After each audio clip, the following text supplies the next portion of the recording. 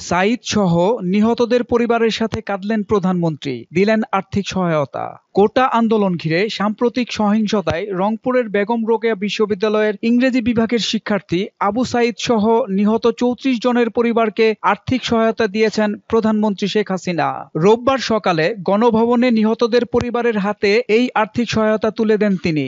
প্রধানমন্ত্রী নিহতদের পরিবারকে আর্থিক সহায়তা হিসেবে পারিবারিক সঞ্চয়পত্র ও নগদ অর্থ দেন। এ সময় নিহতদের স্বজনদের সঙ্গে কথা বলেন এবং পরিবারের সদস্যদের খোঁজখবর নেন প্রধানমন্ত্রী শেখ হাসিনা। নিহতদের পরিবারের সদস্যদের অনেকে প্রধানমন্ত্রীকে জড়িয়ে ধরে কান্নায় ভেঙে পড়েন। আবেগাপ্লুত প্রধানমন্ত্রীও কান্নায় ভেঙে পড়েন। অশ্রুসজল চোখে নিহতদের পরিবারের সদস্যদের সান্ত্বনা দেওয়ার চেষ্টা করেন তিনি। অশ্রুসিক্ত কণ্ঠে তাদের সাহস দিয়ে বঙ্গবন্ধু কন্যা বলেন, আমাকে দেখেন কত শোক নিয়ে বেঁচে আছি, আপনাদের চোখের জল আমাকে দেখতে হচ্ছে, এটা আমার দুঃখ।